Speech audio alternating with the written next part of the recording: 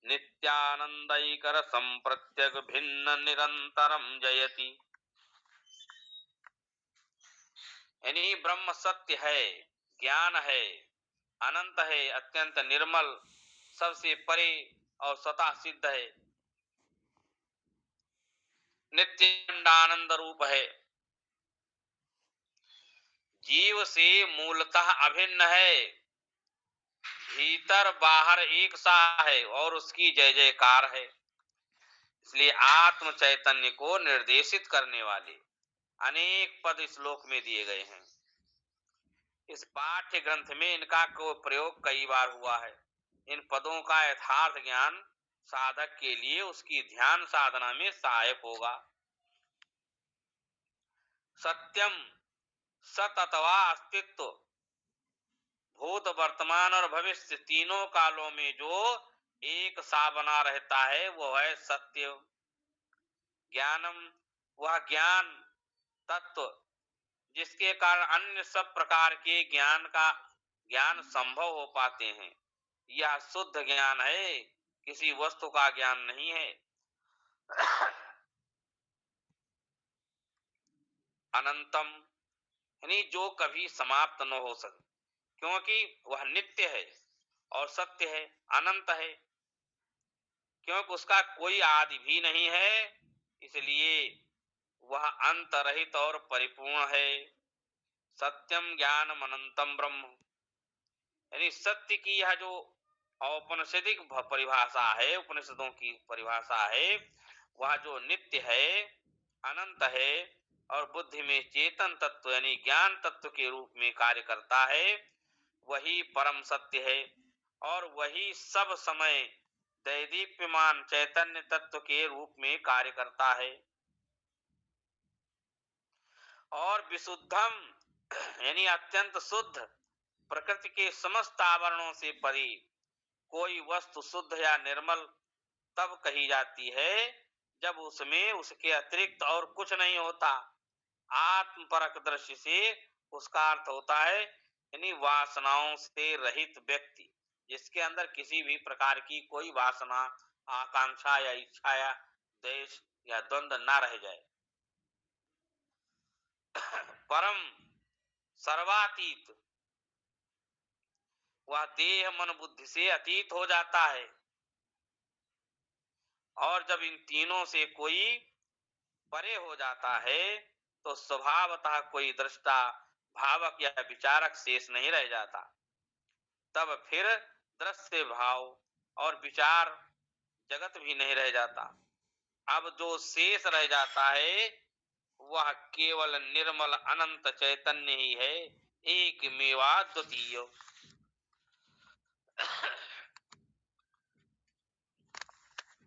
स्वतः सिद्धम, यानी जिसको जानने के लिए किसी माध्यम या कारण की आवश्यकता नहीं होती, वो स्वयं के द्वारा ही जाना जाता है और वो स्वयं प्रकाश है।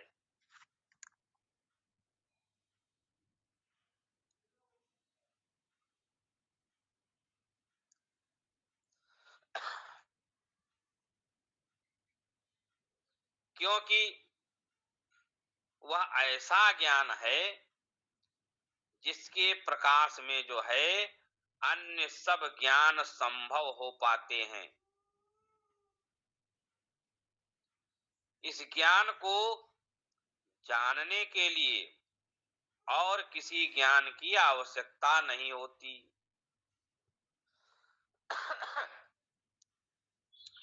नित्यानंदैक रसम, यानी परमानंद, सार तत्व। यदि ब्रह्म के स्वरूप के बारे में प्रश्न किया जाए तो केवल इतना ही कहा जा सकता है कि वह आनंद का सारभूत तत्व है। आनंद नहीं, आनंद का सार तत्व सभी आनंद के भी अतीत है। यानी विषय वस्तु संपर्क से जो प्रसन्नता या आनंद हमें मिलता है उसे